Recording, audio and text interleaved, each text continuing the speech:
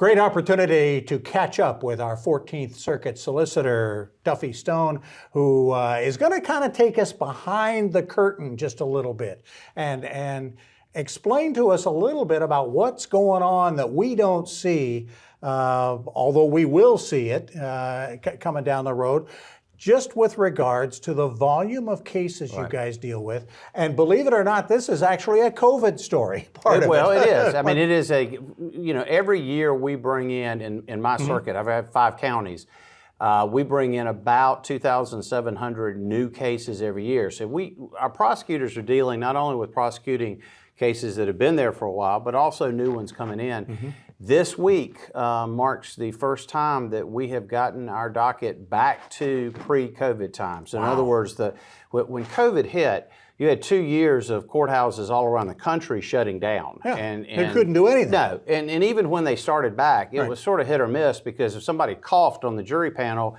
they'd cancel court and we'd start all over. That put us substantially behind, and it put everybody behind. Our caseload, at one time, our docket before COVID was about 3,400 pending cases. That number moved up to over 6,000 when COVID hit, and we knew it was going to take us somewhere between 4 and 6 years to get through all that. Well, 4 years and 1 month later, we are through it, and we're through it because we have some very dedicated people working for us, but we're also through it for some great help that we got from the South Carolina General Assembly and the South Carolina Supreme Court. The Supreme Court gave us an order that sort of validated how the approach we wanted to take and gave us the support we needed there.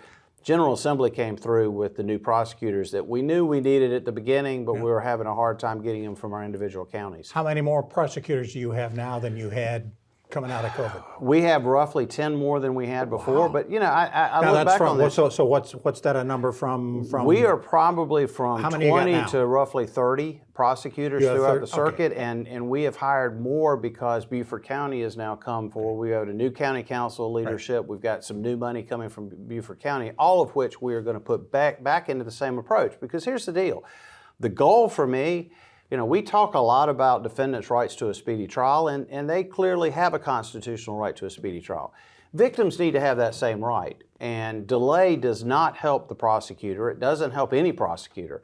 I want to be able to talk about a case that happened within several months as opposed to several years, and so do the victims. And so our goal is to knock out all of our old cases, and at this rate, it's promising. All right, so you've gone from 20 to now about 30. With the new county money, how many more? We're probably going to put 10 more. We're going to put 10 more in too. And look, I had a great conversation with a senator friend of mine who used to be a solicitor, and he said, why? I know COVID was a problem. Sort of give me the inside view of it. And my response was, we've never had it right to begin with. Our goal, our state motto is prepared in mind and resources. And the state has never, nor have the county ever put the resources we need into prosecutors. We think of public safety as the sheriff's offices and our jails, which are all crucial parts of it. But part of it is making sure that you've got the right number of prosecutors.